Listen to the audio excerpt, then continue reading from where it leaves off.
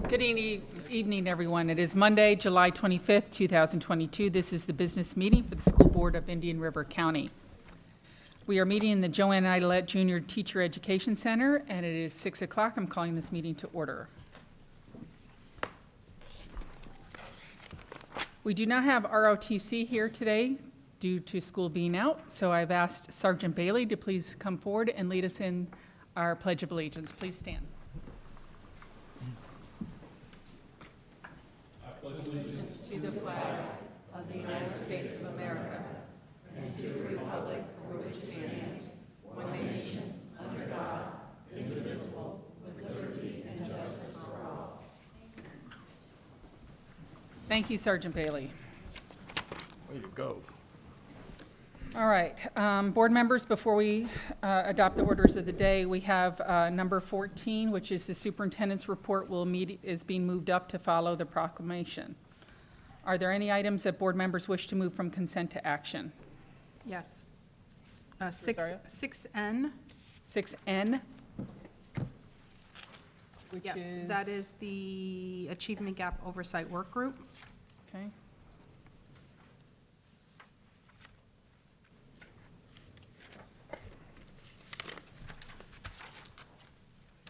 Okay. And I'd just like to add a discussion. Not moving the item, I just want to talk about it. And it would be the student-parent complaints. Which is item number, It's not being moved. It's going to stay in consent, but I'm adding a topic to Discussion. discuss okay, student-parent complaints. okay, So I'm not moving I it. got it.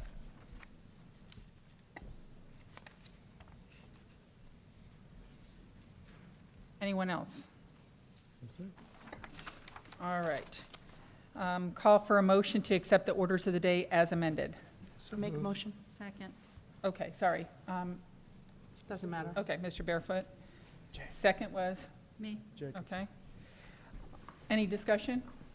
I'll call for the vote. All those in favor say aye. Aye. Aye. Anyone opposed? Carries 5-0. Okay, at this time, we have a presentation, which is a proclamation for anti-bullying. I'd like to recognize Dr. Moore for the proclamation presentation. Thank you, Madam Chair. I'm going to ask Ms. Dampier to come to the podium, and as she does, I'll just ask board members to pull the proclamation. We've highlighted a section for each of you to read following Ms. Dampier's presentation. For that, I'll turn it over to Ms. Dampier. Good evening. We are very excited to start off the 22-23 school year with a district-wide anti-bullying campaign, which kicks off on August 15th. For the first 2 weeks of school, August 15th through the 26th, students will learn about bullying and how to be a part of the solution with the theme, Don't Stand By, Stand Up. There will be morning announcements, activities such as random acts of kindness, poems, posters, bookmarks, daily challenges for students to complete, which will culminate with the students and school staff taking a pledge to stand up to bullying by signing and displaying a banner stating, "I pledge to stand up." This will serve as a reminder that we can stand up to bullying by being kind, which in turn helps us become stronger together. Community and family members can join students in taking the pledge at the Vero Beach Community Complex Kickoff event, which will be held on August 27th from 12 p.m. to 3 p.m. at the Jimmy Graves Field. Additional activities will be held each quarter to support this endeavor. This proclamation is an important symbol of the School District of Indian River County's commitment to the cultivation of optimal learning conditions and school environments for students and staff that maximize educational outcomes for all students served by our district. At this time, we will have a video.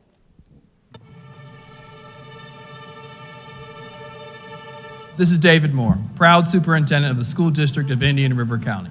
And we're asking all of our community, parents, students, if you live in our county, when it comes to bullying, don't stand by, stand up. Don't stand by, stand up. Don't stand by, stand up. Don't stand by, stand up. Don't stand by, stand up. Don't stand by, stand up. 1 in 5 high school students report being bullied at school. Don't stand by, stand up. Don't stand by, stand up. Don't stand by. Stand up. Don't stand by. Stand up. Don't stand by. Stand up. Don't stand by, stand up. 1 in 6 high school students report being cyberbullied. Don't stand by, stand up. Don't stand by, stand up. Don't stand by. Stand up. Don't stand by, stand up. Don't stand by. Stand up. Don't stand by. Stand up. Bullying increases the risk for depression, anxiety, sleep difficulties, lowers academic achievement, and dropping out of school. Don't stand by, stand up. Don't stand by, stand up. Don't stand by, stand up. Don't stand by. Stand up. Don't stand by, stand up. Don't stand by. Stand up. Youth who bully others are at a greater risk of mental health and behavioral problems. Don't stand by, stand up. Don't stand by. Stand up. Don't stand by. Stand up. Don't stand by. Stand up. Don't stand by. Stand up. Don't stand by, stand up.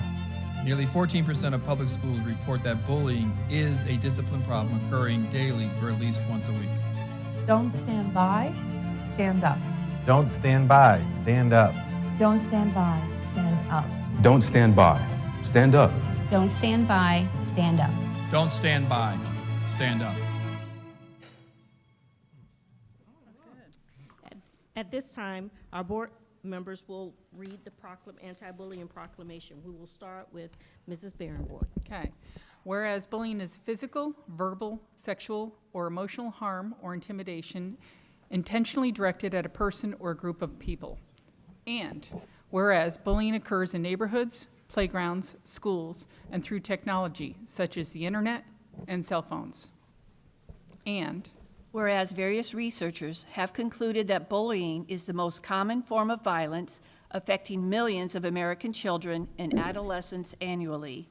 And whereas targets of bullying are more likely to acquire physical, emotional, and learning problems, and students who are repeatedly bullied often fear such activities as riding the bus, going to school, and attending community activities. And Whereas children who bully are at greater risk of engaging in more serious violent behaviors, and whereas children who witness bullying often feel less secure, more fearful, and intimidated. Whereas the School District of Indian River County is committed to engaging all stakeholders, including families and the community, in signing the pledge to stand up, now therefore be it resolved that the School District of Indian River County is committed to providing safe and supportive learning environments for all students, and Be it further resolved, the School District of Indian River County is committed to training all staff and students on bullying and engaging in a year-long anti-bullying campaign. All right, I'm going to approve it. Thank you. Okay. Adopted by the School District of Indian River County, Florida, 25th day of July, signed on behalf of the school board. All board members have signed. Thank you. I'd like to ask for a motion. Make a Move motion. approval. Okay. And Rosario first, Schiff second. Any discussion? All those in, discussion. Go ahead. I just want to say that this is a welcome proclamation. It is a great way to start our school year. I'm thankful that the superintendent is adhering to the request time and time again for anti-bullying to be addressed, or for bullying to be addressed in our school district. It's one way to address some of the discipline issues that are going on that we are seeing. So I'm happy to support this proclamation. And I'm also happy that it's going to be a year long, if not maybe more than that, because it will take that long to change culture. And hopefully we will engage in more activities so that we can progress in really attacking bullying head on. Anyone else? I'll call for the vote. Those in favor say aye. Aye. Anyone opposed? Carries 5-0. Thank you.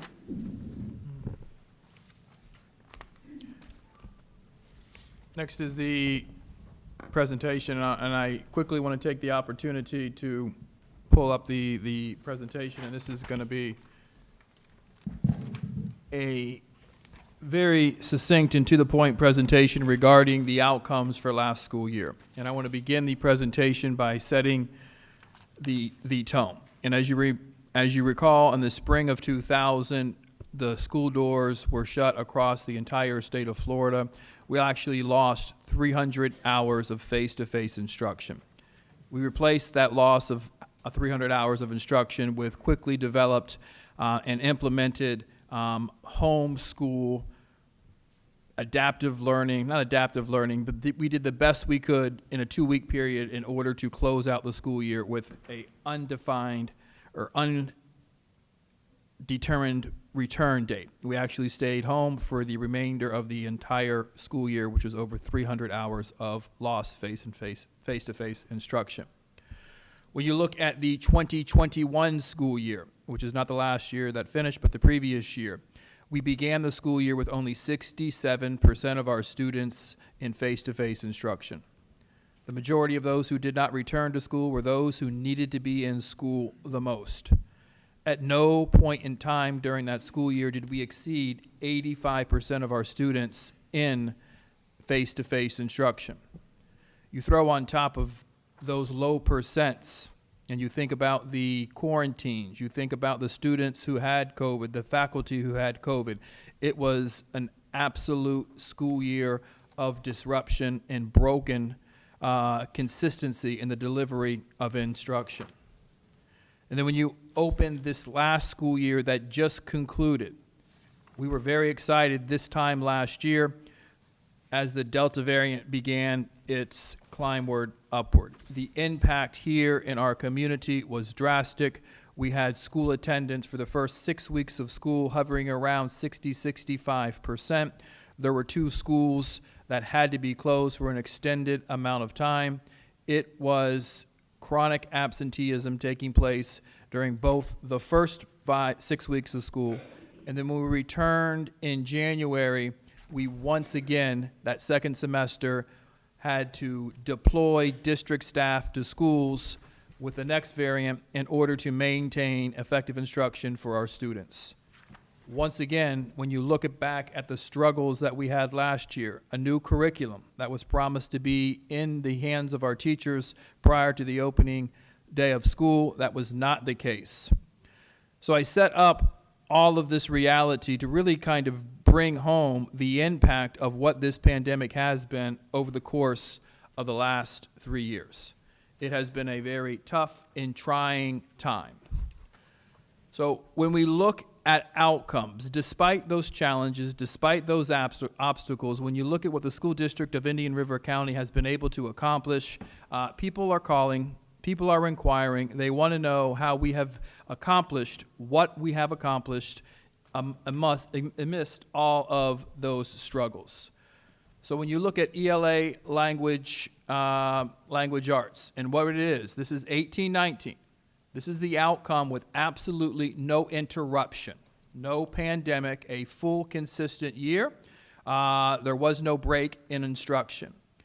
And then you look at last year's outcome and you rank where we were of the 67 districts before the pandemic and compare it to where we were after the pandemic. And you see in ELA language arts performance, we went from 30 of 67 to 22 of 67. When you look at ELA for our bottom quartile, we went from 25th to 13th. When you look at math, our bottom quartile, we went from 17th to 25th. That is significant movement in the midst of a very hard and struggling time. When you look at overall science performance, we went from 37 to 23, an improvement of 14 state rankings. When you look at social studies, 46 of 67 to 39. Still work to be done, but you see us moving up the ranks. And then middle school acceleration, we went from 56 of 67 to 21, an improvement of 35 state rankings.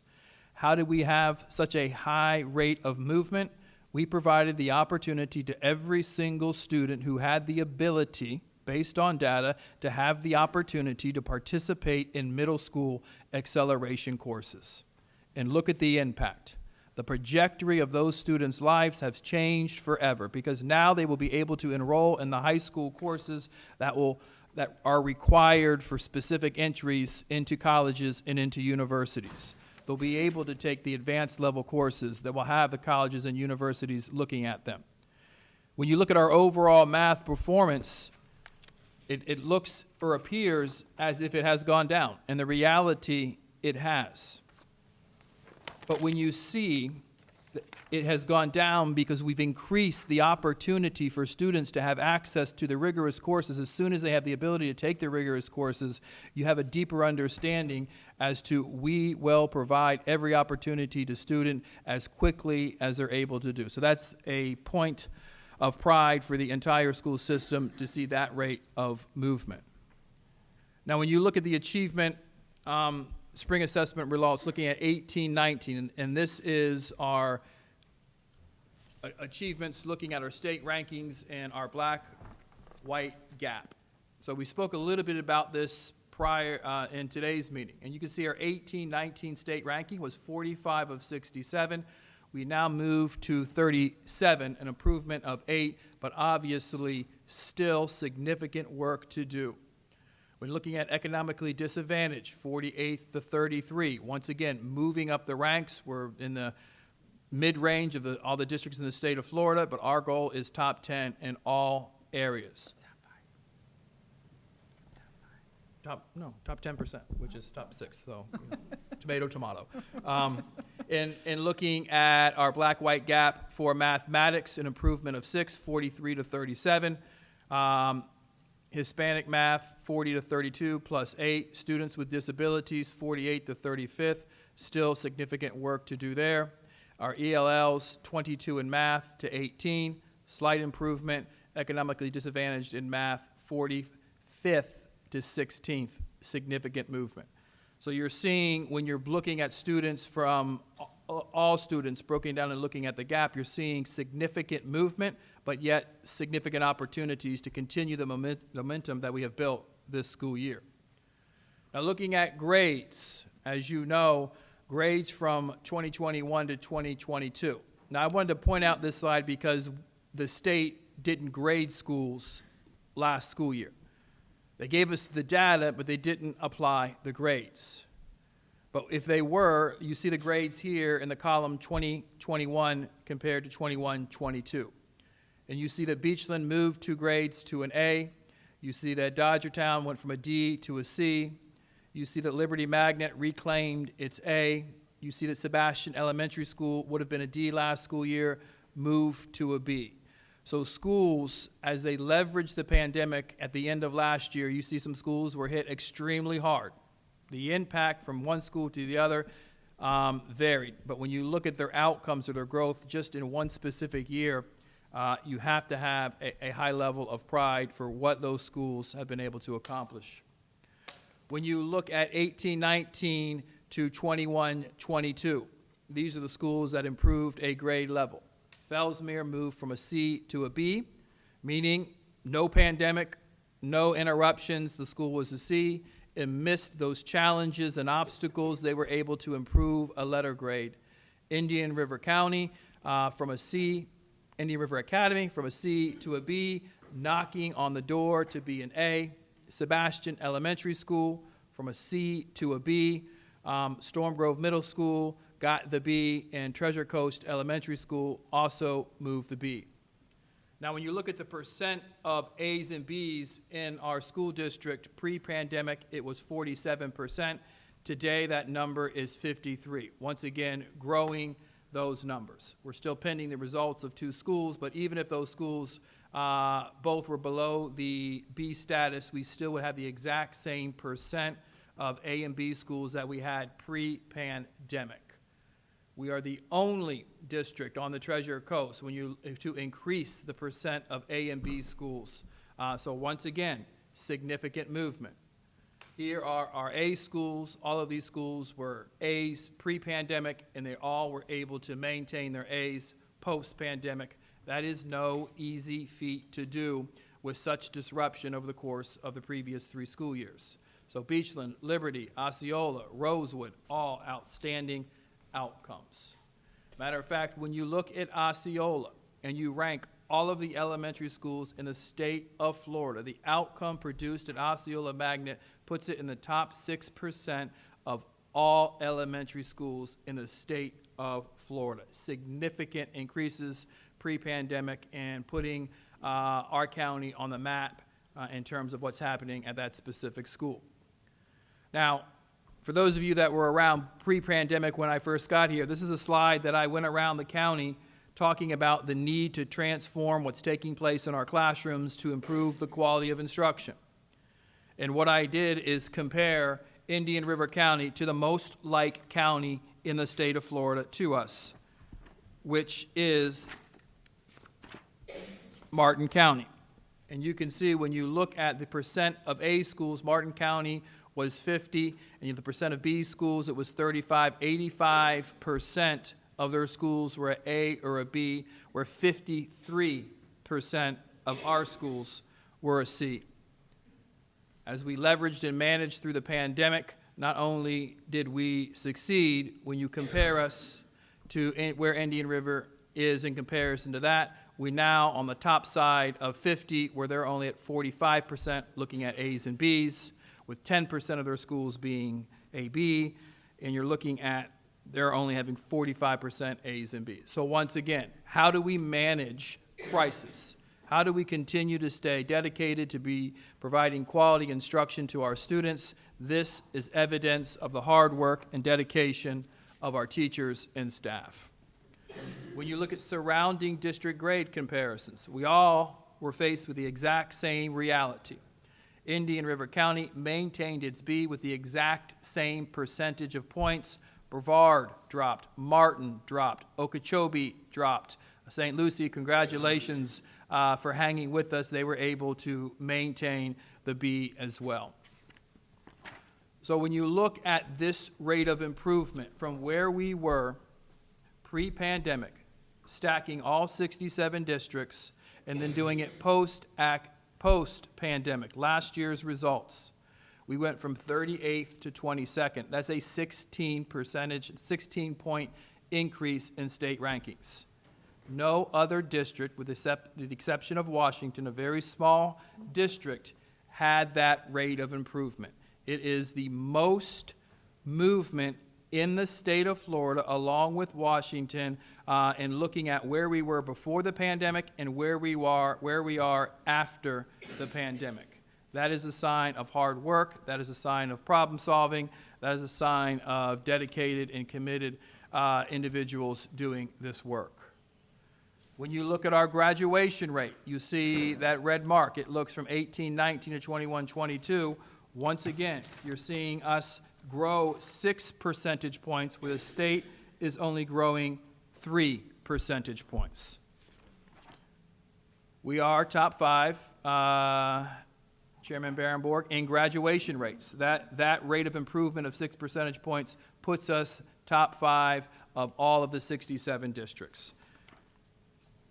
When you're looking at SDRC graduating ranking by subgroup, our black student state ranking 93, that's 8. Hispanic state ranking of 5, 97, 95 for white population, state ranking of 8th. Student with disabilities, 88, 13th.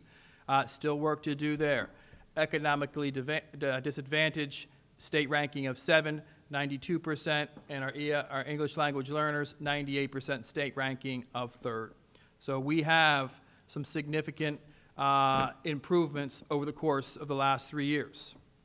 I highlight this data because it is a true indication of the hard work and the dedication of the teachers, the principals, our community.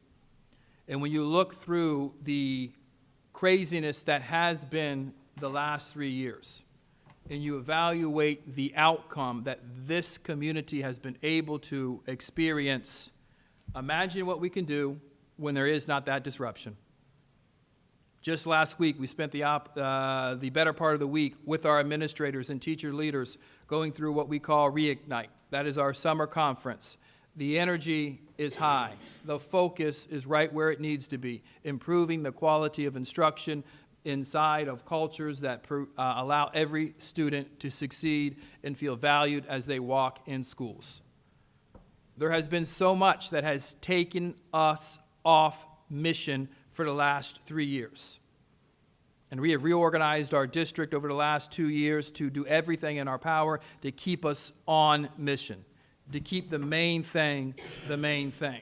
And when you look at these results, it is a great indication that the School District of Indian River County, despite the obstacles, despite the challenges, is finding better success than every other county in the state of Florida. And we'll tag on Washington because they also improve 16 state rankings.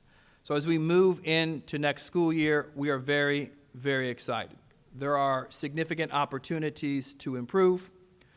We use this as momentum to move ourselves forward. So with that, board members, you should be extremely proud of your teachers, of your principals, of your support staff, of your students, of your parents and community. They have been through hell and back.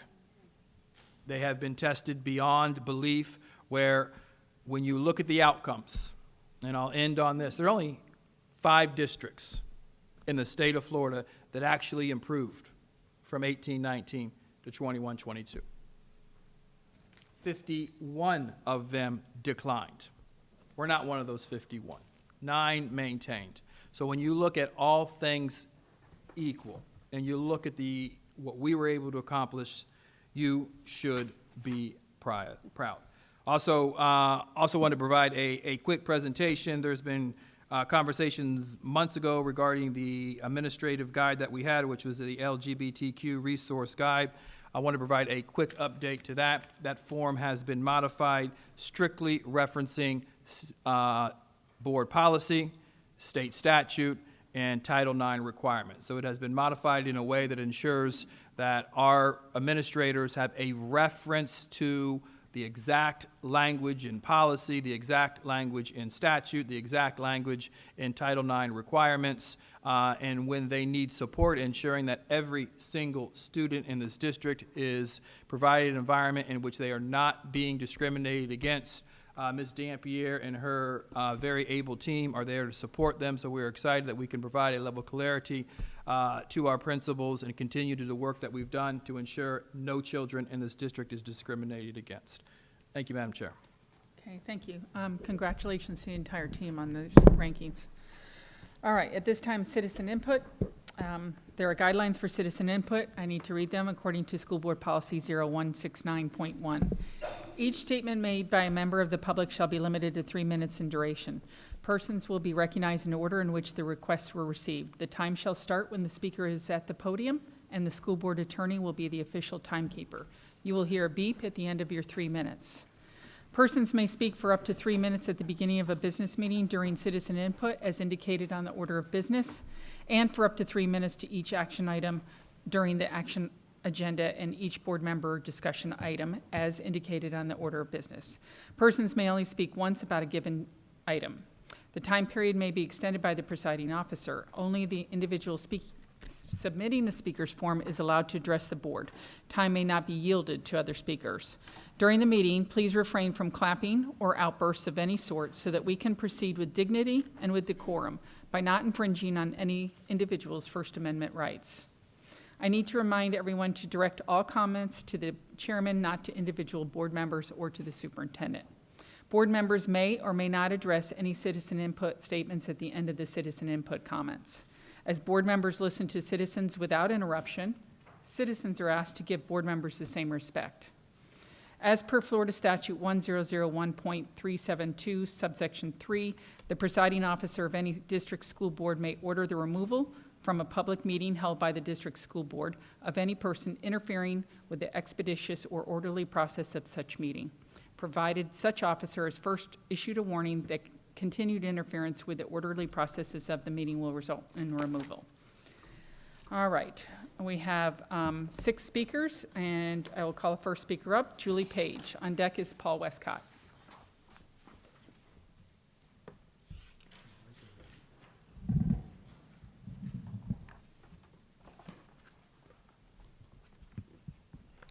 Good evening. My name is Julie Page.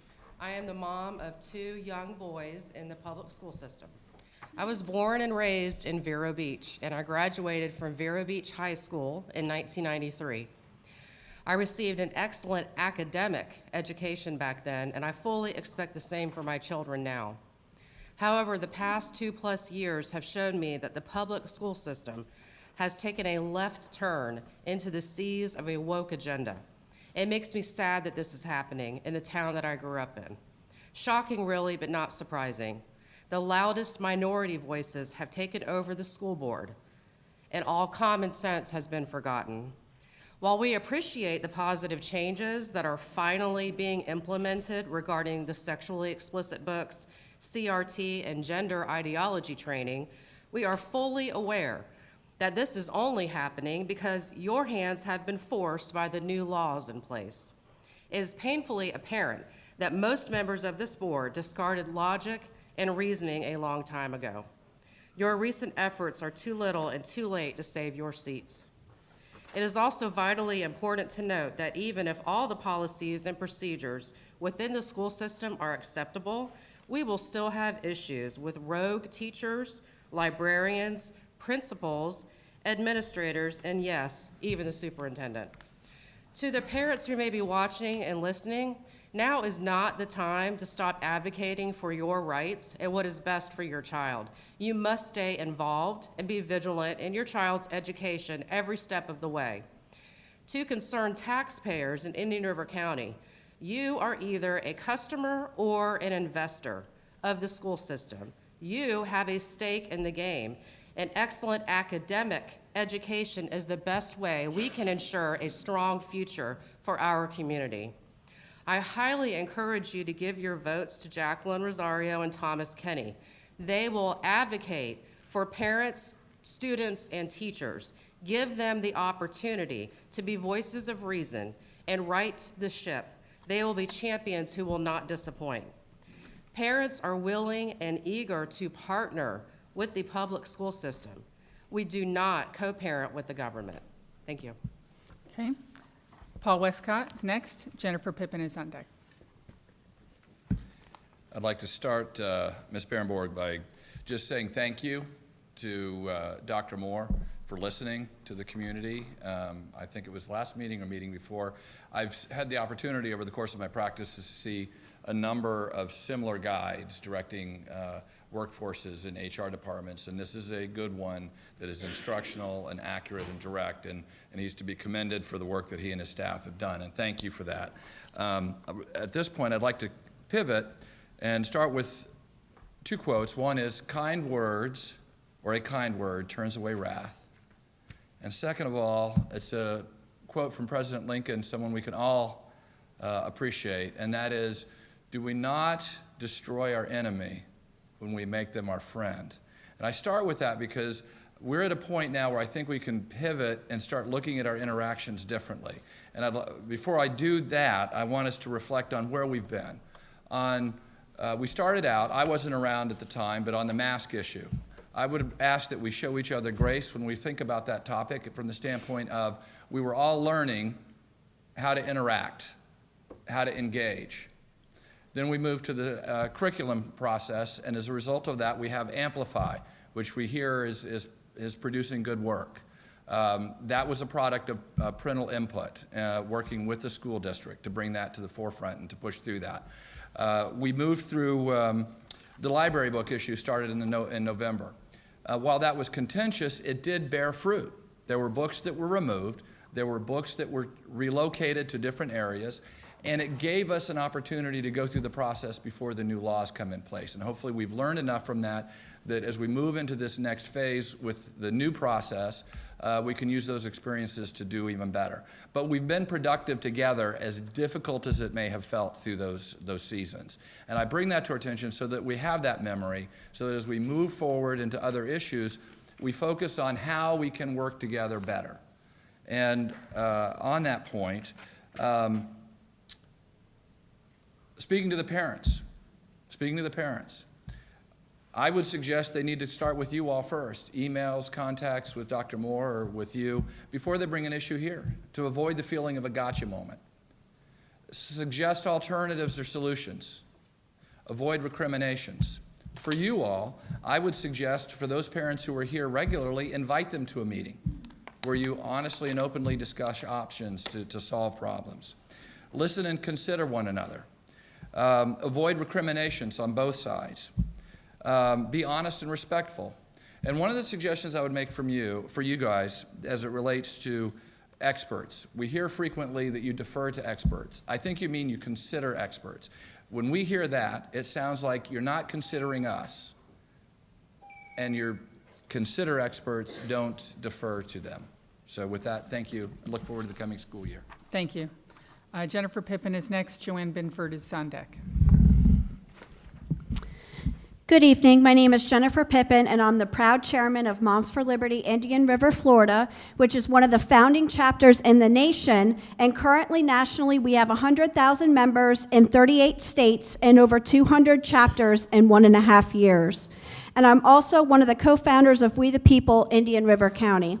I first wanted to thank Mrs. Rosario, Dr. Moore, and Mrs. Dampierre, and the support staff for eliminating the LGBTQ administration guide at the will of the majority of the people and integrating the legal aspects into the non-discrimination disclosure. Listening and hearing your constituents as we provided the legal and moral issues with this guide and working together made this guide null and void. I would also like to thank Mrs. Rosario, Dr. Moore, Mrs. Dampierre, Mrs. Basura, and support staff for drafting the new policy and procedures to follow the new parents and education law regarding the library books appeals for our district. The new plan to make a plan there, Dr. Moore. We are ready for the committee to be formed and appeal about 200 sexually explicit content and critical race theory books currently on the shelves awaiting children's hands at the start of school August 10th. Also, please don't forget we have a ton of books to donate, and hope with this policy and procedure for removing the books, we can donate them with true history and pornography-free books. After hearing the superintendent's workshop today, why can't the district purchase career and job-oriented books that are not controversial for students? Why can't we do that in our district? The cancel mob has been coming hard the past few years, and the majority of the media and trying to make everything political and not on parents' morals and community principles. Common sense has been a dying breed with this board the past few years. We are willing to work with the district, we always have, but we will always continue to hold our elected officials accountable. Thank you very much for your time. We're looking very much to this new school year. And again, like Julie said, we want to partner with the district as we always have, but we do not co-parent with the government. Thank you. All right, Joanne Binford is next. Chris Keble is on deck. I want to say thank you, and I've been visiting the board meetings here, and you guys have made progress, and I'm proud of that, because I worked for the school district for 16 years, and I know there's an amazing group of teachers and staff, and we all care about students. Today, with all the great work that you guys have done, thank you, and parents need to stay involved. But today, what I want to bring to your ear is we need to start thinking about this, bringing shop classes back to the middle school. And I know you guys call it career and tech, but I'm talking about home economics. I'm talking about drafting, wood shop, and in replacement of typing, stenography. That is a great trade skill that a woman can independently raise her children on her own and work on her schedule. It can pay up to 6 figures. So a single mom or a single dad can do that job. And I want to see that come back to the schools. We really need it. We have a working class out there that does not want to go to college. They're not college bound. So we need to start focusing on those students again. Have those shop classes come back. Give them options so that they can go and be the workforce. And that'll help our economy as well, because we can attract businesses that will bring more trade business here for those families that are not going to college. So I want to put that in your ear so you could start thinking about that. Working at the school district for 16 years, we have free aid periods. We definitely have a period for shop classes. So please think about that student body that's not going to college, that has a skill, a hands-on skill, and bring those shop classes back for them, please. Thank you. All right, Chris Keble. And on deck is Thomas Kenny. Dear school board members and Mr. Moore, Dr. Moore, I'm sorry. Today was the first time I came to a superintendent workshop, and I was impressed. You guys worked so hard, and I thank you very much. It's been a hard, pandemic years, and then on top of that, you have all the other things, the parents coming and all that kind of stuff, but I really appreciate what you've been doing. There's one other thing I'd like to say. I want to discuss policy 5710. I am specifically addressing the exception. It's called withholding of information. This is an area where the district could find itself in litigation and/or draw unwanted attention due to allegations of violating parental rights. There is no doubt the statute includes language consistent with the policy. Stating the obvious, the implementation of this will be the tricky part. I suggest you draft the procedure in a manner that has a superintendent or other high-level administrator make the final decision not to inform a parent. The decision to withhold the information is a significant one. It is unfair and unwise to put a single teacher or other member of the district's staff in that position. Additionally, the procedure should make it clear that not informing the parent is a last resort decision that has been vetted. I appreciate the policy including a reference to state law and policy 8462.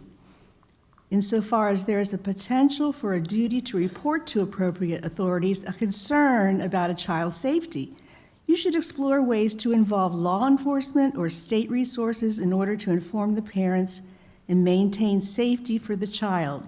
Doing so might help the family, and there may be helpful services to facilitate a safe sharing of information with the parents while providing a safe environment for all concerned.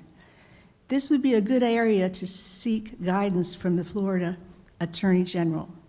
Additionally, what would be the process for helping the child whose parents are not informed? More than likely, this child is at the greatest risk in a number of ways. Thank you. Thomas Kenny, and that's our last speaker.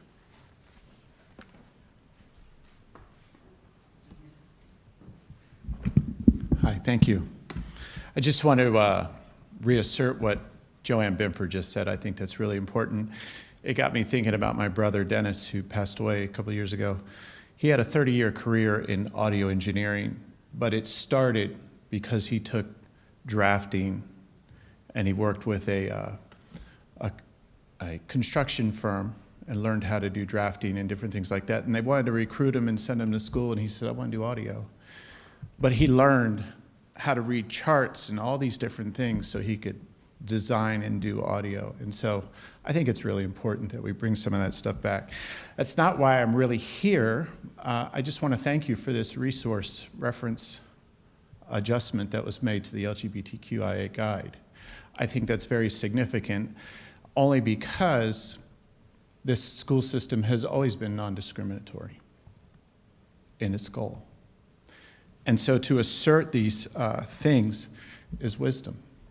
It's really good wisdom, because it just, a lot of times we see things happen to individuals in the public and we're like, well, we need to make up a rule real quick, and we rush to these things to correct it, when all this time, all we have to do is remind ourselves of the eternal truths that we've already put in place in our policy and procedure. And so hats off to you and everyone else for doing this, because I think it's really important. And secondly, I just wanted to honor two of the schools who were shut down because of COVID for like 2 weeks. I think it was Beachland Elementary and Treasure Coast, right? Beachland's scores for ELA were off the charts high, 76. COVID was not a deterrent to them. I think they were like third or maybe fourth. The one was 84, there was a couple of 80s, a 79, and I think a 76, but I'm not sure about that 84, so they might have been third, which is amazing. They were closed for 2 weeks. And Treasure Coast Elementary was above average as well, 64, I believe it was. And so you look at these two schools, hats off to them, and congratulations to them for being persevering people and students and teachers. And with that, I yield back. Thank you. Okay, board members, can I get approval for consent agenda items? Call for a motion? I make a motion. Are we going to have an opportunity to speak to any of the Oh, I'm citizens? sorry. Yes, would you like to? Sorry. Sure. Okay. I would love to. One of the things, we didn't get a chance to talk to Dr. Moore's presentation either. So I just wanted to say thank you for that presentation, Dr. Moore. Having our schools at a 50, or rather our schools at a 53% that are now A's and B's collectively is definitely something to celebrate.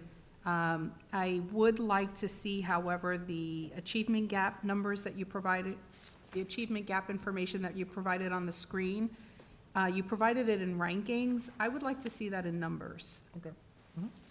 Interested to see what the numbers are there. I have the numbers from the state, but I'd like to see it with the gap information for those subgroups. And Mr. Kenny, you were right. It was 76% at Treasure Coast. I'm sorry, at Beachland for ELA achievement, and Treasure Coast was 57%.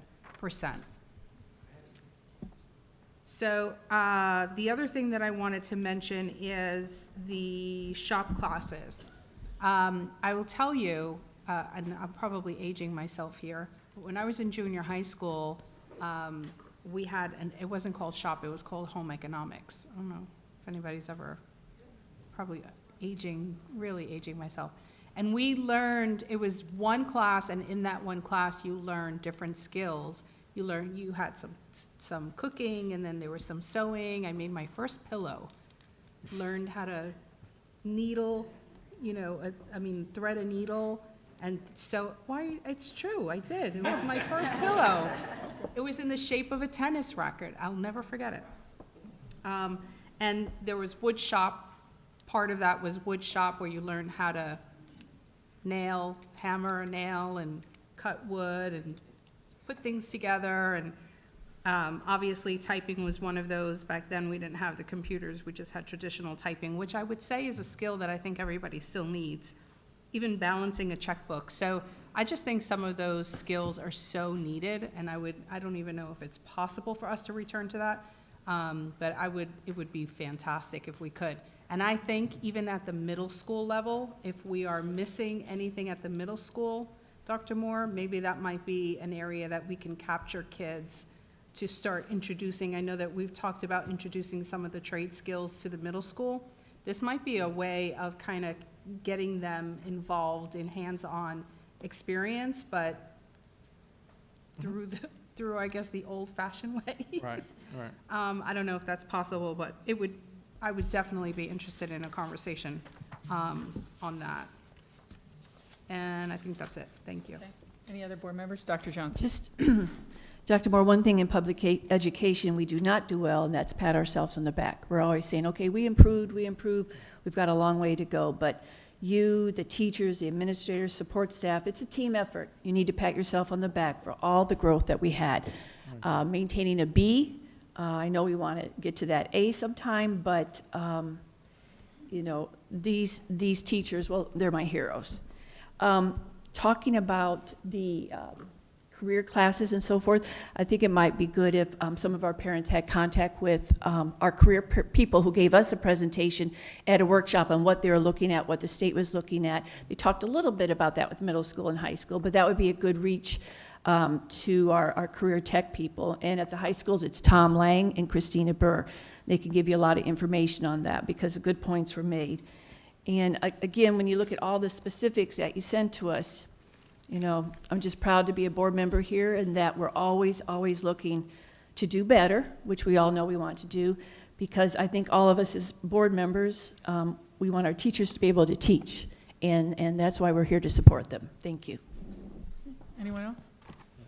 Oh, I forgot one more thing. Oh, go ahead, Mr. Saran. I'm sorry, I forgot one more thing on the administrative guide, Dr. Moore. Thank you. I'd too like to thank you for that, because that threw me for a loop as well. It used to be, I'm so old, it used to be shop and home ec, and the boys could take shop and the girls could take home ec, and we could not take the other. So we've come a long way, which is great. One thing that I did learn, though, from my father was how to change the oil in a car, and how to change a flat tire and things like that. And, you know, those are things sometimes you learn from your parents and sometimes you don't. You know, the school can't be all to everybody, but we do need to offer some variety of things to really get kids excited. If they don't want to go to college, hey, I might be excited to do this instead. So I agree. CTE needs to be expanded in middle school. All right. I'd like to call for a motion then to approve the consent agenda items. Make a motion? Okay, motion by Mr. Rosario. Second. Second by Dr. Jones. Any discussion? All those in favor say aye. Aye. Anyone opposed? 5-0 carries. Okay, so there was an item pulled from consent to action. It was item 6N, the approval to set public date for, I believe it was the Achievement Gap Oversight Work Group. Mrs. Rosario. Yeah, we talked earlier today about this, so I encourage anyone who did not listen to our earlier workshop. Me? She pulled the item. I know it's Mrs. Jones at the, Okay. I know it's Dr. Jones at the workshop, but she pulled the item, so technically Robert's rules, she speaks first. Correct? Okay, she pulled the item. Go ahead. I don't mind if she. You want her to present It the item? doesn't really matter. I'm still going to discuss. I think the attorney had something to say. Okay. About the order. Yes, I was just agreeing that whoever pulled the item can discuss it. Okay, earlier today, we had a discussion in our workshop, in the superintendent workshop, that this item, anyway, so if you did not have a chance to listen to that discussion, please go back and listen to it. My concerns with this policy is that a year ago in May, it was brought to us to discuss a unitary sustainability policy, which would address the work moving forward for the district and our commitment to the court order, the desegregation order that we are under with the NAACP. The sustainability policy at that time in 2021 seemed to just be a rush to attempt to capture the work that we would be committed to after we reach unitary status. We are not at unitary status yet. A year ago, we were not at unitary status. We're much closer to unitary status now than we were a year ago, and yet a year ago, the push was to create this policy to begin whenever we reached unitary status. Today, what was the sustainability policy has now changed to become what we're seeing in front of us, which is the Achievement Gap Oversight Work Group. In March, the school district went to court. Correct me if I'm wrong, Dr. Moore, on all of this, on any of this. The school district went to court as a follow-up to provide all of the data, where we were, the NAACP was there, and long story short, the court ordered that stated that we met all of the requirements that were in the 2018 joint plan, with the exception of 2 areas. The first area was mentoring of new teachers and instructional staff, and the second area was in student achievement. So we have. Through the chair, the judge did not make that ruling. That was mutually agreed upon between the two parties. Gotcha. Okay, so mutually agreed upon between the school district and NAACP. We met all areas with the exception of those 2 areas. What also came out of that was a mutually agreed upon work group that was purposed to utilize a data-driven approach to monitor and assess the school district's project, and it would essentially replace the equity committee that we had. We had an equity committee for a few years. And so this work group would replace the equity committee. Its function would be slightly different. They wouldn't function in the sunshine. They would function as a committee, a group of community community that were selected, some people that were selected from the NAACP and the school district, and they would look at, and have been looking at, the achievement gap. I'm sorry, not the achievement gap. The work of the work group was to identify barriers to achievement for each section in the joint plan, define and assess performance indicators and expected outcomes for each section of the 2018 joint plan, and agree on the data elements required to monitor the progress of the district. Right now, that work group is functioning as it was intended. Correct? Yes, ma'am. What this new policy does is it takes the idea of this work plan, it includes portions of the desegregation order to say, well, what we're doing with the achievement gap, what we're doing in the work plan, in the work group right now, it's working really well, but why don't we make a commitment to continue this work for 5 years after we reach unitary status? And not only will we look at just the African American subgroup of students, but we'll also look at everybody. So we will turn it into an achievement gap work group for the entire district to show our support for the work that we are already committed to with the desegregation order and the joint plan. My concerns with this current policy are several. If you read the current policy, there is mention in here what the purpose of the policy is, and it talks specifically about the desegregation order. The board's commitment is slightly. There's a lot of red line in there, so the African American mentoring, recruitment, representation, all of that has been taken out. The superintendent's commitment is in there as usual, as should be his commitment. And then there is monitoring of data to make recommendations, and it brings it back to the joint plan. But at the end of the day, the work of the Achievement Gap Oversight Work Group in this policy is different than the work group that is happening today. The only thing that remains the same in this policy is that this policy doesn't take effect until we reach unitary status. So again, we don't know when we're gonna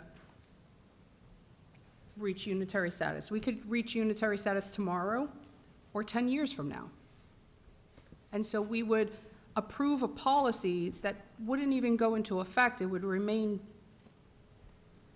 somewhere in our policy place and just sit there, and would not even be a policy that would be active and ready to work on and move on and attend to right now, which to me is the job of the board member, as we read in statute, is to approve, create and approve policy that the school board will adhere to in the moment, not in 5 years or 5 months or at a later date. What I recommended earlier today were a few things. Remove the African American, the desegregation order things from this policy, and allow the superintendent to create an achievement gap oversight work group to function today, to address the achievement gap. As we saw up on that screen, there's a huge achievement gap that's not being addressed. You can create a work group of your own right now, tomorrow, to address that achievement gap, and it would have nothing to do, and it would not impact the work of the current work group. As superintendent, you have the ability to do that. And therefore, we wouldn't need this proposed policy that doesn't go into effect for whenever. The other thought that I had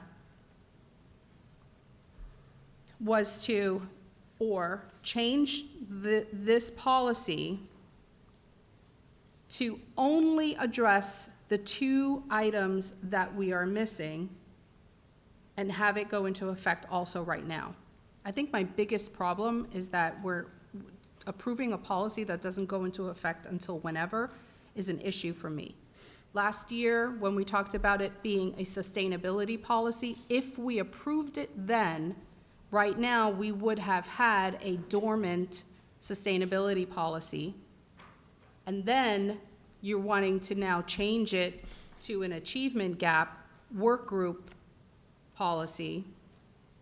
So we would have had either 2 dormant policies or replace one with the other, which you don't need it. Just create the policy when we reach unitary status. When we reach unitary status, then create the policy. And what happens if the court comes back and says, you don't need a work group, you don't need an equity, you don't need any of this? We can then create our own policy to promise to do the work moving forward, depending on whatever the outcome is when we go to court. So I pulled this item because I think we should have more conversation about it. I'm not saying that the work is not important, because I think the work is incredibly important. I want to be clear about that. I want to be clear that not approving this or not supporting this in the way that it is formed now does not mean at all, in no way, shape, or form, does it mean that I'm not committed to the work or that I wouldn't ensure that the superintendent would not be committed to this work. It's just this wording and how piecemealed it appears to me is not something that I believe we should approve at this time. Thank you. Okay. All right, so I have an item that has been moved from consent to action. I need a motion. Could I get a motion? Oh, I'll make a motion, sorry. Okay. I need a second. Okay, I'm going to second it for the sake of other board members being able to have discussion. Okay.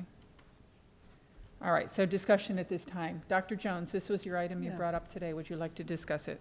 Yes, I encourage everyone to take a look at the workshop where there were specifics that were talked about in case I forget any. You know, we all up here at board members that are following policies from 10 and 15 years ago because they're still here and we renewed them.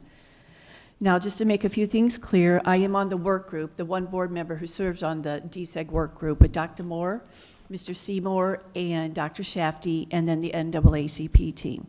A lot of work has gone into this work group. We're digging into data every minute. We start at the very beginning where our students come into kindergarten, so we're hitting it hard and we're working hard.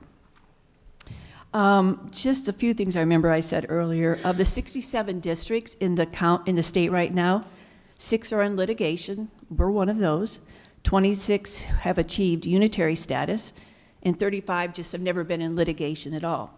And if you take a look at the achievement gap, several of those who have unitary status or not in litigation at all have a higher achievement gap between black and white students than we do. And that is, you can get it from the DOE.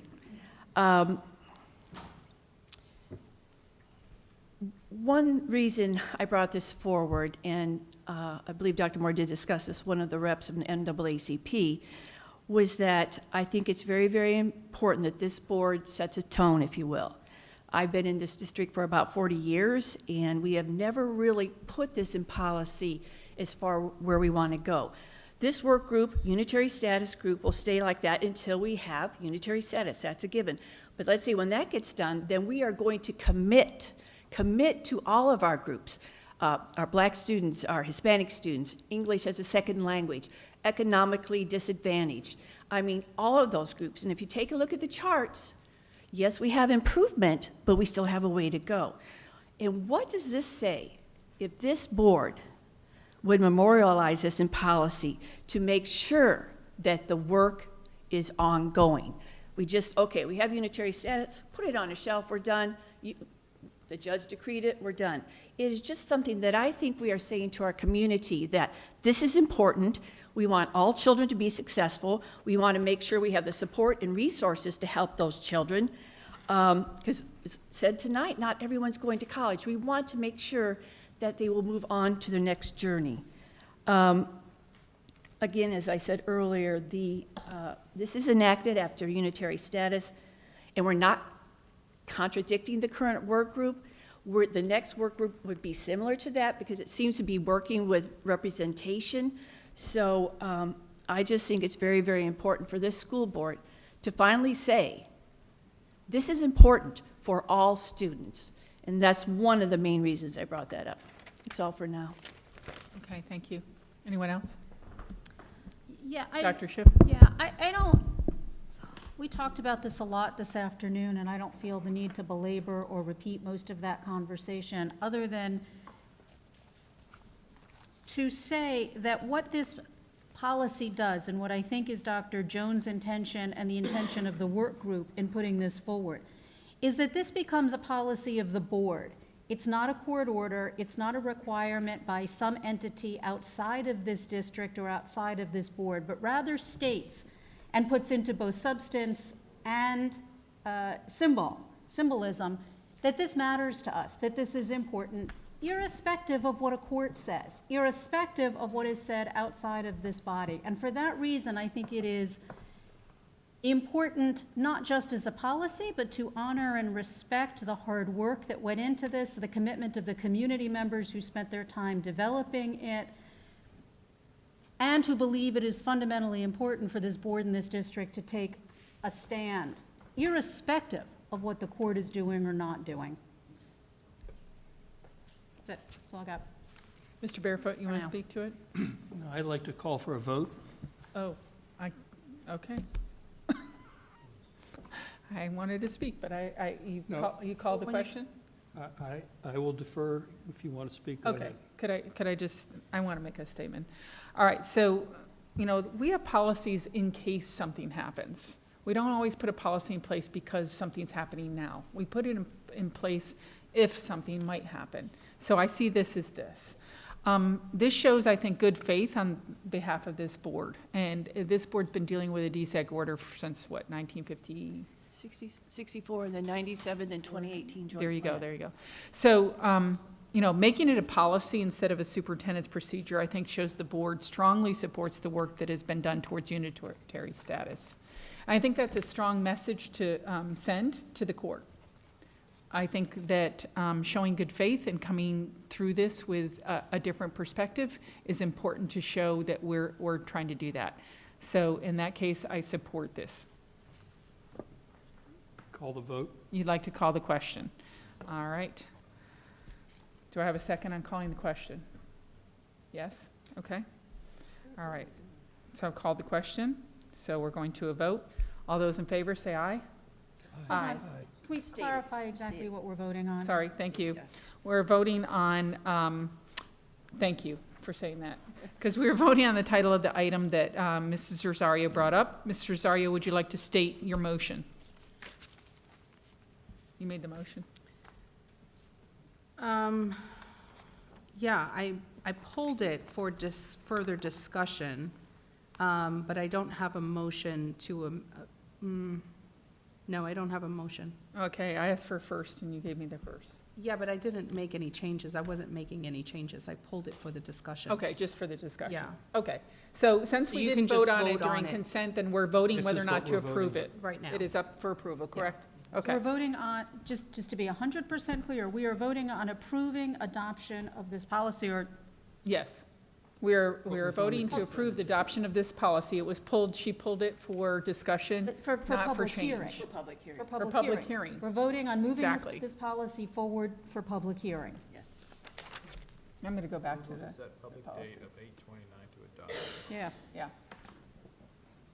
Let me go back at item number 6N, and the last one. Yeah, it's 9B. 6N. I'm sorry, no, the wrong one. I'm sorry, that was wrong. Okay, so I'm going to read it off of here. So on July 25th, 2022, which is today, the school board discussed the new board policy and requested to move forward with the adoption process. The purpose of the new policy is to be consistent with present practice and legislation. The public hearing and adoption will be noticed for the regular business board meeting on August 29th, 2022. Okay? All those in favor say aye. Aye. Aye.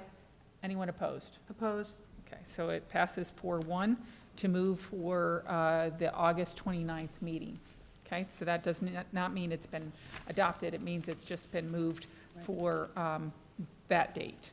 Okay, thank you. All right, action items. So we have a public hearing to adopt the Volume 22, Number 2 School Board Policy. All right, this item deals with the adoption of Volume 22, Number 2 School Board Policy. Dr. Moore, have you documented that this public hearing was properly advertised in accordance with state statutes? Yes, I have. Okay. We now recess this meeting to conduct the public hearing as advertised. The public hearing is now in session. Dr. Moore, are there any written responses to the advertised public hearing to be read at this time? Not at this time. The public is invited to address this issue at this time. Is there any individual representing an organization or his own personal or public interest who wishes to speak? You don't have to have a form. You can just come to the mic. All right. We have a public speaker. Please state your name into the microphone. It's Thomas Kenny. I tend to concur that there's a policy should be put in place so you have something to adhere to. This policy will not be adhered to. The good faith that a court will take. Sir, are you referring to Volume 22, Number 2 School Board I'm Policy? sorry, I was listening. You and can I- speak to that policy only on this. Okay, This is a never- public hearing for that policy. All right, But I'm that- sorry. But you can explain that this was what we're voting, what you can speak to now, if you don't mind, Madam Chair, is a set of policies that were on public yeah. and are now going to pass because we All right, didn't I have- thought you were continuing what you were doing. No, No, this no, is no. set. Go right ahead. Fair. Okay, thank you. All right, so the chair concludes that the announced public hearing on the adoption of Volume 22, Number 2 School Board Policies has been conducted pursuant to notice, and that ample opportunities to address this issue has been provided to all. Anyone else want to speak? Okay. So the board meeting is reconvened at this time. I'd like to call for a motion. So moved. Second? Dr. Schiff, second by Dr. Jones. Any discussion? All those in favor say aye. Aye. Anyone opposed? Okay, this passes 5-0. All right, we are now to the superintendent's report. Which is done. Which is done. That is correct. We move that one item forward. All right, we are to discussion. We start with discussion A, because there was a discussion item added, then we have a discussion item B. So discussion item A is board commitment to focus on student achievement. Mr. Barefoot. Yes, thank you.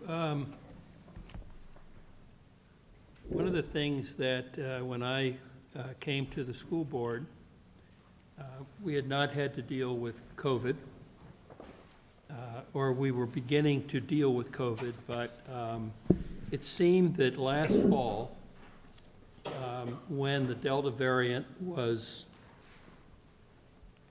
raging through the community and no one knew a lot, and I think a couple of people referenced it tonight in their public comment, we had a vote on masks, and that vote stirred up a lot of controversy. And when you think back about what the school board is supposed to do and what is its focus, and we've talked about this in our workshops and trying to come up with protocols that would enable us to act in the best possible manner, there are 3 or 4 specific things that the board's responsible for. Certainly policy, and we certainly spent enough time today and in the past talking about policies. We're obviously responsible for budgets. We're responsible for oversight. Oversight of the superintendent, evaluating the superintendent, hiring and firing, et cetera. But over the last year, in my view, we have spent far too much time talking about things that are not consistent with what I believe I was elected to focus on. And And my biggest concern, and the reason that I ran, was that I felt that the academic results were not what this community deserved. That the academic results, frankly, in the state of Florida, when you compare it to 50 states, and this goes back a couple of years pre-pandemic, were not results that we as residents of Florida should be proud of. We were, pick a number, somewhere 40, 42, all sorts of different rankings. And if you think about Indian River County, and let's just take 40 as a round number, we were ranked 40 out of 50 states, and this district was 38 out of 67. That doesn't say a lot about the average ability to perform of our graduates. Obviously, Dr. Moore came with a plan. It's one of the reasons that those of you who are on board hired him. And I think when you look at the results we've achieved on a relative basis, it's impressive. However, if you look at it from an absolute point of view, we may have done very well relative to others, but it's nowhere near where we need to be. And, you know, you can make numbers sing and dance. And I'm proud of the hard work and everything was done, but I think we have spent too much time focusing on things that are not will not result in improved academic outcomes. So here we are starting a new school year. And my plea, I guess you would say, would be that the board meetings and our workshops focus on how can we offer suggestions, provide support, whatever the proper choice of words are, so that our kids are better prepared in every way to go on and achieve whatever success they're able to achieve. I think the comments made here about the trades, just to use a broad term, is critically important. I happen to be on a high school board in Vermont. Vermont's a little different than Florida in many ways, but the profile of the community is similar. And a lot of the opportunities are in the trades, electricians, carpenters, plumbing, particularly in the environment where we're in now. And we just actually created what we now call an academy, the Burton Technical Academy. We've got the branding of what this is important, and what it's enabled that school to do, and one of the other long-standing academies in Vermont, is to really pull in the community businesses and adopt the idea they're part of an academy, a real educational institution. The focus not is maybe on science or math, but it's on the trades. And we listened last year when we had the conversations about the welding. And the young man that came in here and said that, I believe, and if I'm a little off on the numbers, but in his first full year, I think his income was $87,000. And somebody else had been at it about a year and a half, and his income was $120,000. And I have a friend of a friend, actually the husband of a teacher at Sebastian River High School, is the general manager of Ford here. And we have dinner from time to time, and he tells me that he's got 8 young men, not to exclude women, 7 of whom are from Sebastian River High School, the other from Vero Beach High School. And these kids come in a couple of afternoons a week, and it satisfies their curriculum. And they come in on Saturdays, and they get paid. And they get paid whatever the minimum wage is, which the last time I talked to them was $17 an hour. Probably a year ago it was $12. And according to him, any one of these young people could do the job when they're finished graduating from high school. And I believe some of them have just graduated, capable of getting a job because they are trained under master mechanics. And they will do very well.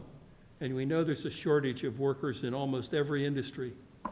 Dr. Moore and I had a meeting here couple of months ago with Dr. Rosenkrantz from the hospital and the CEO of Piper. And the number of open positions were, I forget the number, it was a big number. My point is that I think we have a responsibility to make sure that our conversations focus on academic achievement. Public education in this country and all the political noise around it for the last couple of years, if we want to talk about national security concerns, I think an uneducated youth should be one of the top couple of national security firms, maybe not for necessarily our generation, depending on how old you are, but certainly for the future. You can't fill the jobs because either people don't want to work or they don't have the skills. There's plenty of open positions everywhere, and I would like for my sake at any rate, to commit to, when we have workshops and we have discussions, we really have most of the conversation around improving academic outcomes so that all our kids have an opportunity to be the best they can be down the road. And the last point I would make, it is a political environment, unfortunately. And there's nothing that we can do about it, but, you know, I read an article the other day in the Wall Street Journal, I forget who wrote it, but one of the points that this person said was politics is the art of the possible. And when we stop listening, it becomes impossible. And I think some of the comments tonight from the audience is there seems to be a feeling that everybody's now listening a little better than maybe was the case before. So if that's the case, I think that's great. But we have a real opportunity here. I think that I won't say refocus, but put a stronger emphasis on the academic part of our responsibilities, because I think that in the long run is going to make the big difference. And that's really all I wanted to say. Okay. Any other board members like to speak? Dr. Schiff? Thank you for that. You know, I'm listening also to a lot of this conversation about workforce education and technical ed. And I want to say I am that parent. I am the parent of a graduate from Sebastian River High School who decided not to go to college and decided to go into technical ed. He completed the dual enrollment program at Treasure Coast Community College and then decided to get further education in welding by going to Tulsa Welding School in Jacksonville. First off, shout out to TCTC and Principal Shields and all of the other outstanding faculty there who I think we need to acknowledge when we talk about the support in this district for technical education and workforce education. My son got a great education in technical ed, and he went to pursue that further. And in fact, at Tulsa Welding School, they are viewing him as a test case to see what he learned at TCTC and how we can enhance that at Tulsa Welding School, and are looking for him to showcase in that. We'll see how that goes. I understand also, Dr. Moore, we are expanding technical workforce education into the middle schools, correct? I believe we have had that conversation about how we're expanding it into the middle schools and further into our high schools. Am I remembering that correctly? Through the chair, we gave a presentation to the board regarding how we're drastically expanding CTE across the district. If you look at the opportunity for every student in our district to graduate with a dual enrollment AP course or career industry course that leads to certification, that number continues to grow. Being very strategic in what we're looking at in our middle school levels, looking at computer science, things of that nature, really trying to make that experience relevant for students. So there's always opportunities to explore and look at how do you connect a middle school into a secondary school. So we do a pretty good job with some of the visual and performing arts, but significant opportunities to improve regarding some of the CTE and technical programmings. Yeah, thank you. So I think we are doing that, and I appreciate all the comments around it, but I also appreciate the work we're doing, and I appreciate the work we're doing towards academic achievement as evidenced in your presentation earlier tonight. To clarify, to return to your comments, Mr. Barefoot, a couple of things. One, when we say focusing on academic achievement, I want to expand that to include academic achievement and workforce preparation or success or whatever that is, in the ways that we do that, or in whatever ways we can do that. And I'd like to suggest that perhaps moving forward, either in a workshop or another discussion session, we talk about specifically how we're going to do that. It's good for us to say it, it's good for us to acknowledge it here, it's good for us to be aligned in it, but what we need is specific actions so that we are committed to those, and when we veer off course from those, we can call each other back in and we can be clear exactly what conversations we're having that contribute to academic achievement and workforce preparation. So I'd like us to continue that conversation in a productive way at a subsequent discussion session in the afternoon. Dr. Jones? Well, I think each board member here is very passionate. We're here for students. We want students to be successful. Whenever a decision is made on my part, in any action item or anything that comes before the board, I think, how does that affect our students, our teachers, and our parents? Because if we are doing our best for our students and teachers, that will reflect, and then our parents will feel good about it. So all those things are meaningful to me. I agree with what Mr. Barefoot and Dr. Schiff has said, and we need to look back at that career and tech presentation because they have a lot of specifics in that, and I'll review on that too, but I know they were expanding as much as they can, and you can't just expand because it has to go through the DOE and career and all that. We may want a certain program and they'll say nope, so we look at that stuff. I guess my main question after Mr. Barefoot brought this up, Dr. Moore, how do we as board members help you get the job done that you are required to do? What is it that you would say to us? You know, a lot of times you're just listening to us. What would you say that you need as a superintendent for you, your staff, your teachers, your principal support staff to do what we need to do? Loaded question. It is. Thank you. Through the chair, I think it's really looking at the district strategic plan and being advocates and fully supporting that plan. Having a clear pulse on the reality of what's happening in schools, providing that information back.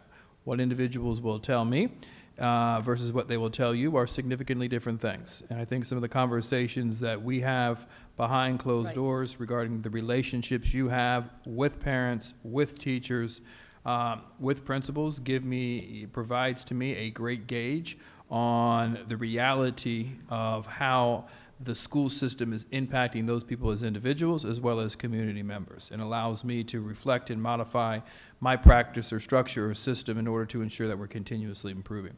There needs to be an unwavering expectation. I would say, you know, politics is one thing, but we all can agree on children and providing the highest quality education to children. And we need to be unwavering in that expectation. And I think what we've been able to accomplish in the midst of a lot of drama, both because of the pandemic and because of other issues, is something that we have navigated and learned how to do, but always opportunities to improve, be united, support one another, listen to one another, keep focused in on the work in order to ensure at the end of the day, we are the literacy capital of America. We are that district when everyone else is looking to come and visit. Okay, thank you. Mr. Rosario, do you want to speak to it? Yeah. I have my notes here. The commitment that we made to academics, Dr. Moore, I'm so glad you mentioned, because I had stars here next to the strategic plan. The how do we get there strategic plan.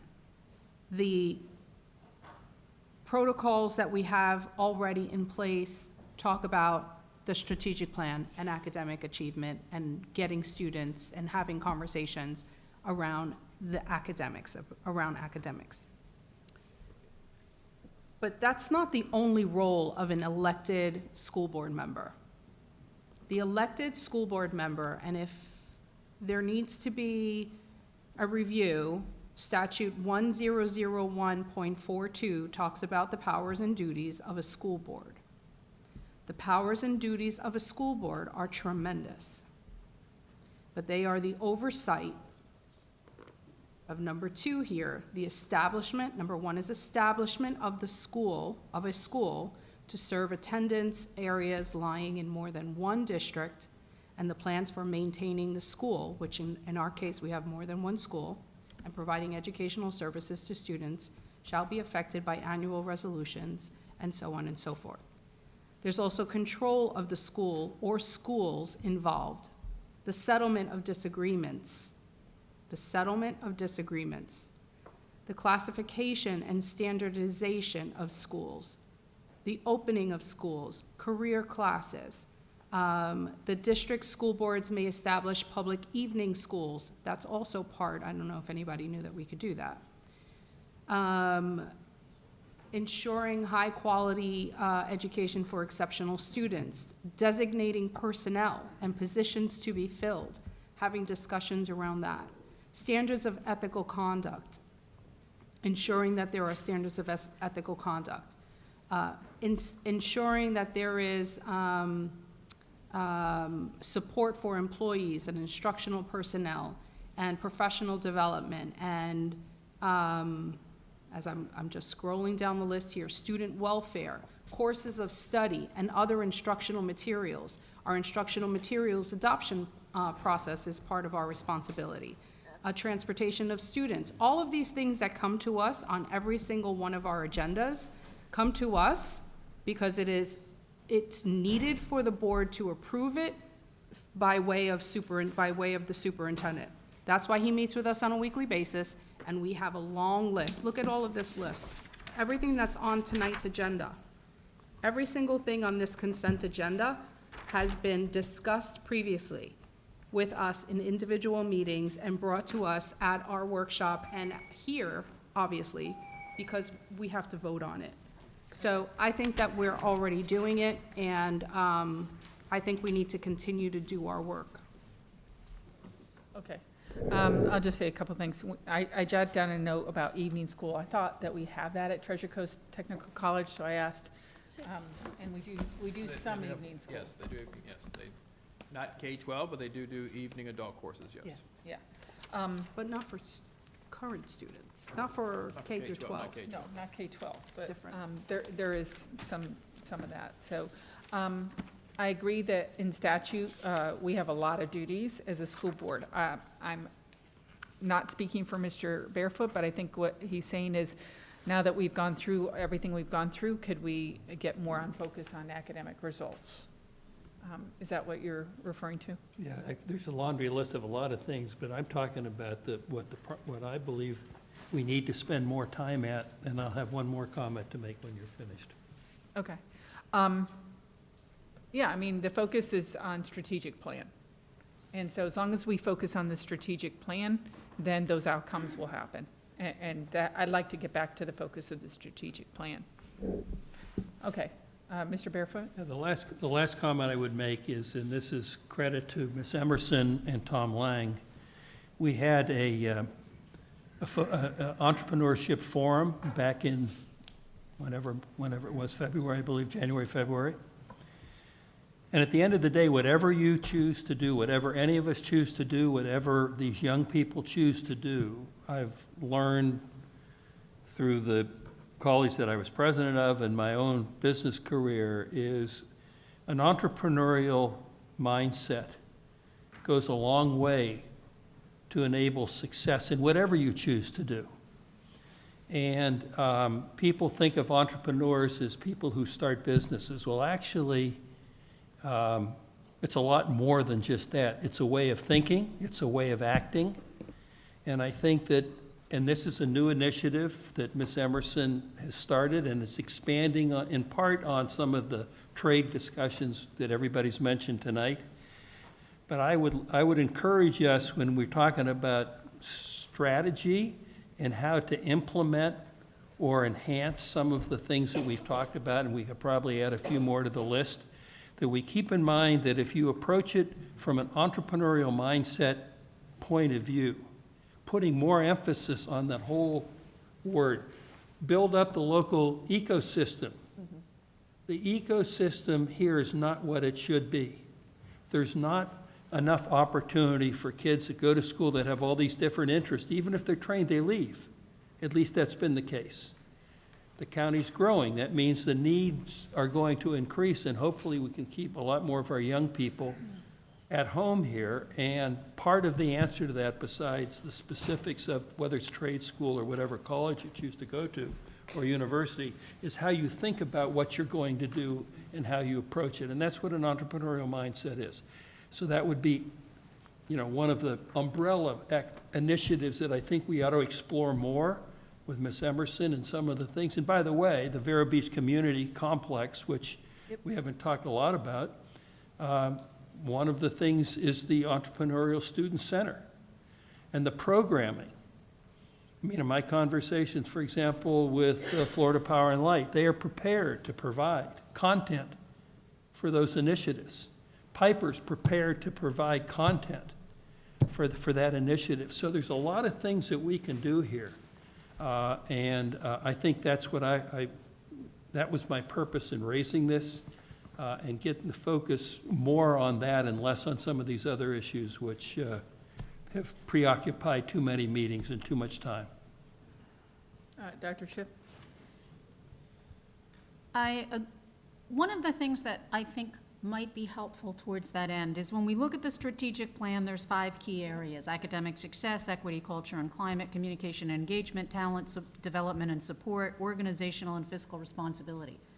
When we bring an item to the board, either in we are now doing this on our board docs agendas. But I think it is important for us to be rigorous when we bring items to discuss with one another, or when they are brought to us in workshops, that we are very clear exactly where on the what they support in the strategic plan, and that we keep the discussion focused on how it actually supports these particular objectives. It will help keep us focused in our intention in bringing things forward, as well as in the discussions we have, so that when we veer off course,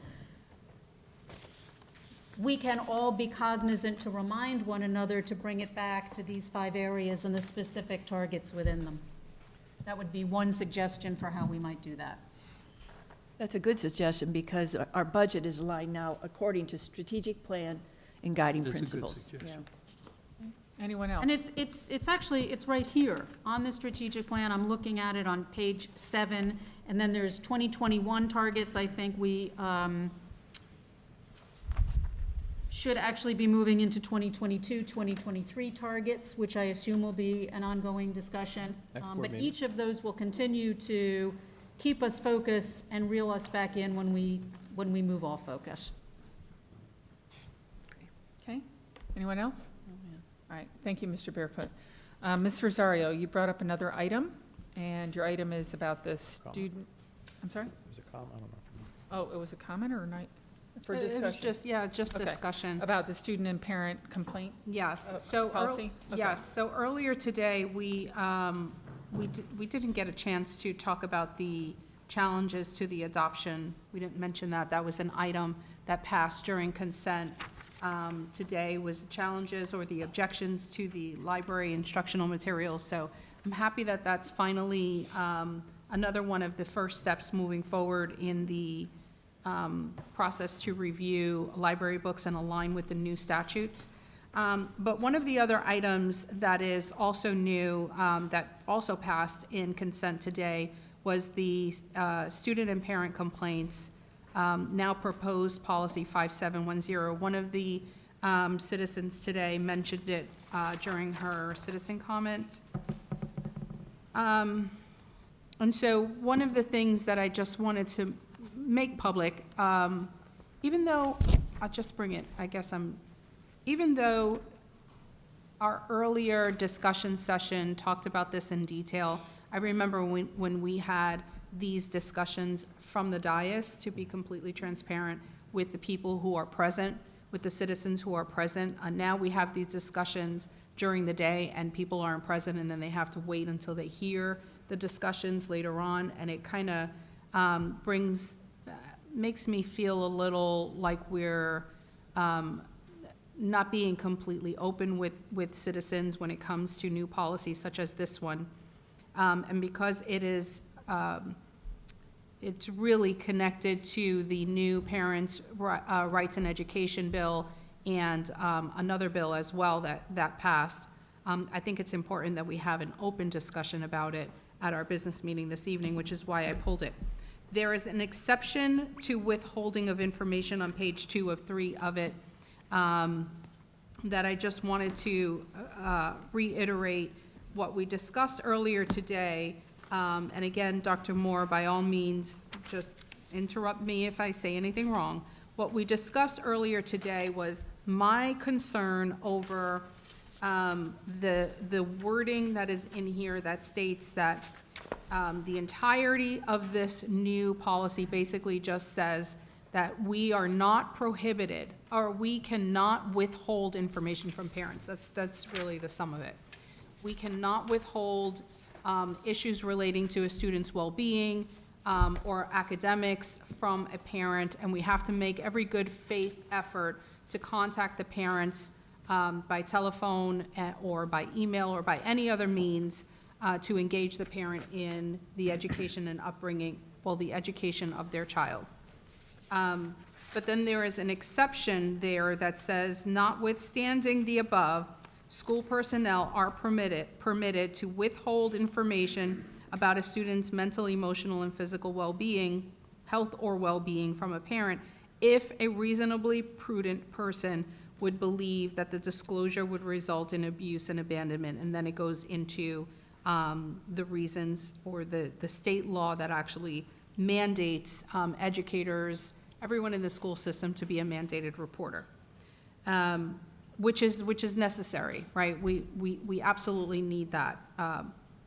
But my concern earlier today was, what is the district going to do to ensure that there is a distinction between, God bless you, not withholding information from parents altogether and assuming that there is going to be abuse, or presuming that there would be abuse, and then therefore withholding. And so anyway, we had that conversation earlier today. As a result, Dr. Moore reiterated the importance, and Mrs. Dampierre did too, the importance of ensuring that during professional development and training, and Dr. Lewis as well, who is here, during the professional development and training of teachers and guidance counselors and everybody kind of coming together at the beginning of the school year, that there is going to be a clear delineation between that it's going to be understood that the overall emphasis is on being completely transparent and open with parents and involving parents in every aspect of their child's educational, academic, and mental well-being, but also protecting students from, obviously, from being in a potentially abusive situation, which we certainly do not want. But that was part of the discussion, so I really wanted to have an opportunity to share that publicly, because I know that a lot of people were not here during the day. And I'll pass it, I'll give it over to you, Dr. Moore, after, of course. Then the other thing was to publicly thank Ms. Dampierre and Ms. Lewis, because what is going to happen also combined with this was the discussion of having a checklist, ensuring that we were providing parents with an opportunity to kind of have this portal, this focus portal, or this portal on focus, that would allow a parent to opt in or opt out of mental health services and health services. Mental health services and health services. Kind of like an a la carte menu checklist. So if a parent now has the opportunity of saying, I do not want my child to have guidance counseling services, check no. I do not want my child to have group counseling services, or whatever it would be, check no, or check yes, I do. Or I do not want my child to have screening, or opt in, yes, check my child's eyes. There's scoliosis screening and eye screening and hearing screenings and those kind of screenings. So all of this is going to be in one place. The nice thing about that is that we're kind of capturing all of the requirements that are provided in this new law, which is, there's 1557, and there is also 1447 as well, but mostly 1557, is that right? Yes. So we're capturing it all in one place because part of that law is that we are required to provide an opportunity for parents to give permission for these things. And one of the ways of doing that is through this kind of portal where they can check and look at everything and there's going to be other things that are going to be on there too. So that's a good thing. That's definitely an opportunity moving forward. From what I understand, other districts do not have this process, and hopefully we would be the first where other districts might be able to kind of look over at Indian River and say, great job, we want to copy what you're doing. Some have started. Majority have not, but some have. Okay. So we will be one of the few that have started. But Dr. Moore, I'm just going to turn it over to you if you have anything further to say about this. I appreciate it. Through the chair, I really don't. I am extremely confident that our staff has a deep understanding as to when something should be reported, when it should not be reported, and not using any excuses or wonderings or considerations to say, or assumptions. It's very clear. So there are opportunities, and I can speak firsthand from a counselor. This is hard information to share with your parents, but let's figure out how we're going to do it. So I do not see there being any implementation issues with this specific policy as it is written. All right, any other board members like to speak to that? Okay, I do know a lot of that language was pulled right out of the statute. Yes. So I thank you for following exactly what the statute says. All right, with that, we are to school board member matters. Who would like to go first? I'll go. Okay, Dr. Jones. Board members, we just received this in our box classroom emergency manual. When I watched the presentation that Milo Thornton, John Teskey gave, it's on video for you to look at it. And then when I was at the principal and assistant principal meeting, they talked about giving these to principals. And I think it's really good information that kind of ties everything together for the schools in case of emergencies. I haven't met in a long time. I went to the drone camp at Sebastian River High School, the Shark Entrepreneurial Tank at Vero Beach High School, kind of out of the box, if you will, for summer school, and I really enjoyed them. Went to the last MCAM meeting in June. It was well attended. The assistant principal and principal start up on Friday. There was a lot of good energy in there, and just like I said to Dr. Moore, you know, what can we do to help you? Because we want our teachers to be able to teach and our principals to do their job. We did have a meeting at Vero Beach High School on the Joe Graves. It was after the last June meeting. And then the open house, I think it is August 27th, to see what's going to happen there. But there are a lot of good comments from citizens around Vero Beach High School area, and I think that's moving forward very positively. A very special thank you to Mr. Fagan and his budget team.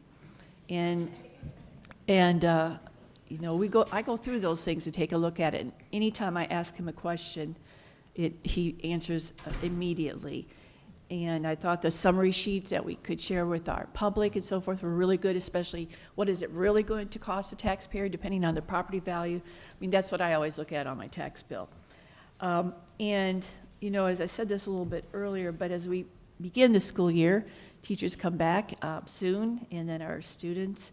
Again, I want to thank you for what you do for our students on a daily basis.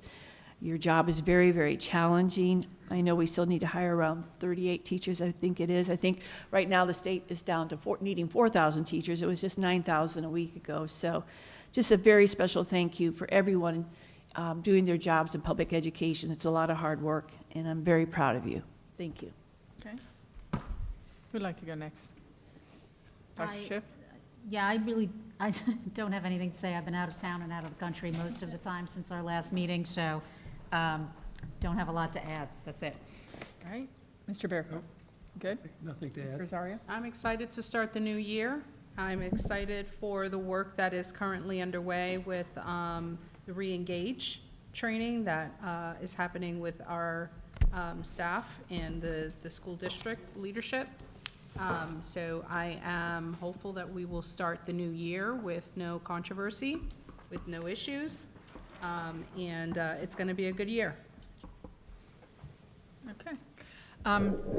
Yeah, Fagan's team rocks, so good job. Summer school programs were really interesting because, it was an academic focus, but all the kids seemed to be having a great time. Even a child that was writing and said, I don't like to write, but I am enjoying this. So I was impressed with that. I stopped by Reignite last week, and when you put on Twitter pictures of people in survivor outfits and having fun and horsing around and that sort of thing, everybody thinks it's a big party that we're paying people to go to. It wasn't that. It was really focused on the work and on what we're going to do this year, and focused on the strategic plan. I saw the strategic plan out there and front and focus, so I appreciate that. Treasure Coast Waterway cleanup was this last week.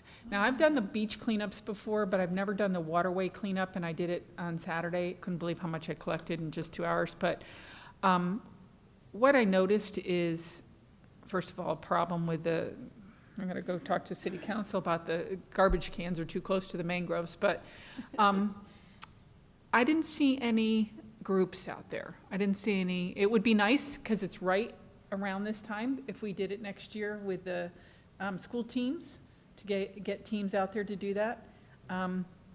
It's cleaning up the mangrove lines in the parks on our lagoon area. And they only had a couple of areas because they didn't have that many volunteers. So it'd be nice to see if we could possibly get involved in that and make it a true, that would have been perfect for Survivor, by the way. I got really beat up in the mangroves, but it was still, worthwhile to do. With that, I have nothing else other than I'm looking forward to this school year. I think it's going to be exciting, and hopefully we'll get everybody hired in time, and I know you're working hard on that, and people are interviewing like crazy right now because they were in Reignite last week, so appreciate that. All right, at this time, it's superintendent's closing. No, just in closing, I think a lot of people assume that a school district is just taking their vacations and resting and relaxing during the summer. It's actually, from a district perspective, one of the most busiest times of the school year. And I can see as items went up and down, I had staff go home and rest because it has been an extremely busy summer. But I can tell you the vibe at the district in terms of its focus, its ability really to connect and work with one another, align to clearly defined priorities. There's a momentum growing here in this district. As you looked at Reignite last week, that planning was intense. You have a great PD when you say, okay, it's lunchtime, and they continue to work. You have a great PD when you say, okay, it's time to go home, and no one leaves. So the focus in what those teams are problem solving together, teachers, assistant principals, and counselors all sitting at the same table saying, this is our outcome from last year. These are the issues that we can address, and let's create a plan to communicate that to the entire school moving forward. So I'm very excited about the work that's been done over the summer. Your school year will be very, very similar to your opening. And we have more than enough bus drivers. We have more bus drivers than we have buses. You referenced the number of open positions this Friday. Every principal will have a clearly defined plan regarding what certified instructor will be sitting in front of those students on day one. Ms. Christofoli will be going school by school to go to the opening of school checklist. Are the grounds done? Are the hallways done? The appropriate signage up in classrooms? Are they print rich? Do you have your opening and closing of schools? It's like a 4 or 5 page document. But we're really looking forward to a smooth opening of schools. This is almost 3 years for me, and I'm yet to have one. So it's very, very exciting. You see some of the, principals, I'm like, well, when's the other foot going to drop? Because they have been reacting to so many different things as they have come up, to say that energy has been taken and spread them so thin. That same level of energy can go so deep on this very few strategies that they will be able to implement this upcoming school year. So you should expect, as board members, the community should expect a very high return on investment. And I say, I'll say that right now, I'll say it throughout the year, and I'll fully acknowledge the game changes next year. We're moving to new standards. The elementary school grade was made up of 7 different components, 700 points. They lose 400 of those points next year. They only have proficiency in math, proficiency in reading, 3 and above in reading, math, and science. That's it. The bar has been risen. We do not have learning gains. We do not have lowest 25%. It's strictly about making sure students are 3, 4, and 5. So even though the state has pushed the bar up, we have accepted that challenge with great ease and looking forward to ensuring the district is an A, the percent of A schools, A and B schools continue to increase. And I can tell you now, take it to the bank, that will be the reality for the school district. Thank you. Okay. With that, I'm going to close the meeting at 7:55.